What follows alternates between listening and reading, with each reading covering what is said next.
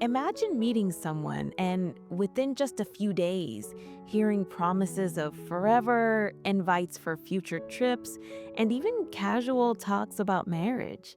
The intensity feels intoxicating, almost like you've finally found the missing piece in your life. But what if that rush isn't proof of love? What if it's actually a shield, hiding deep insecurities, fear of rejection, or an inability to handle real intimacy? In today's fast paced world of dating apps, it's easy to mistake early intensity for genuine compatibility. Today, we're going to uncover what a rushed romance might really be hiding and how to spot the signs before your heart pays the price for a pace that was never truly about you. We live in the era of speed. Apps connect us in seconds, messages pop up instantly, and with just a few taps, a stranger can become a confidant. That same sense of urgency has spilled into our love lives. Many relationships start like a sprint: daily dates within the first week, constant text exchanges, and early declarations of love. For someone who's lonely or eager to connect, that intensity can feel like fate. But the truth is more complicated. More often than not, rushing isn't a sign of compatibility, it's a defense mechanism. It's a way to avoid silence, questions, and the vulnerability that only time reveals. Our message today is simple. When love seems to be moving too fast, that's the moment to slow down and ask what it's trying to cover up. If this is already making you think, take a second to hit the like button. It really helps this content reach more people. And if you're new here, subscribe for more reflections that can change the way you approach relationships. Let's talk about the psychological roots of this behavior. Rushed love doesn't come out of nowhere. For some, it's rooted in the past where affection was inconsistent, love that showed up and disappeared without warning.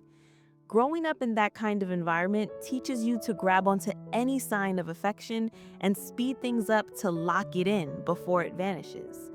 For others, rushing is an escape. It's avoiding real intimacy because intimacy takes patience. It requires showing parts of ourselves we may be afraid to reveal. It's easier to live in the heat of instant passion than to sit through uncomfortable conversations or moments of silence. Picture someone who fears being alone. When they meet someone new, they fill the space with messages, invites, and plans, not out of malice, but to avoid confronting the emptiness. The speed becomes armor, but armor is heavy and it can suffocate the very connection it's trying to protect. Recognizing this psychological root is the first step toward not confusing intensity with depth. Now, let's go through the three most common behaviors of rushed love. 1. Avoiding silence. In rushed love, silence feels like danger. Messages need to be answered instantly, conversations can't have pauses. This creates the illusion of constant closeness, but robs you of the space needed to truly understand your feelings. Example: someone insisting on daily video calls right after the first date, not to connect, but to make sure the other person is still there. 2. Excessive messaging and declarations. Phrases like, "I've never felt this way before," or "You're everything I've ever wanted," pop up before either person has had time to really know the other's values or habits. This constant validation creates adrenaline but pushes the bond to solidify before there's a real foundation. Example: saying "I love you" in week 1 without having lived through moments that test real compatibility.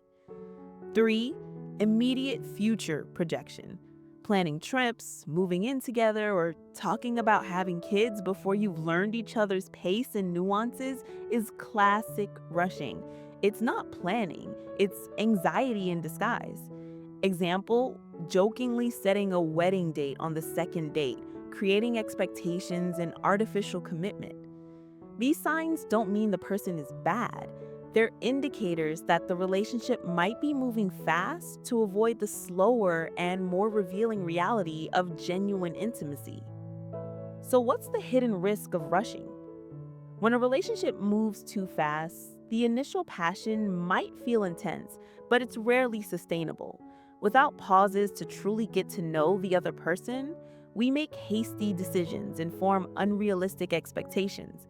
Over time, incompatibilities, once masked by excitement, start to surface, and the fallout is often more painful. Anxiety rises, trust erodes, and in many cases, the relationship ends before it really began.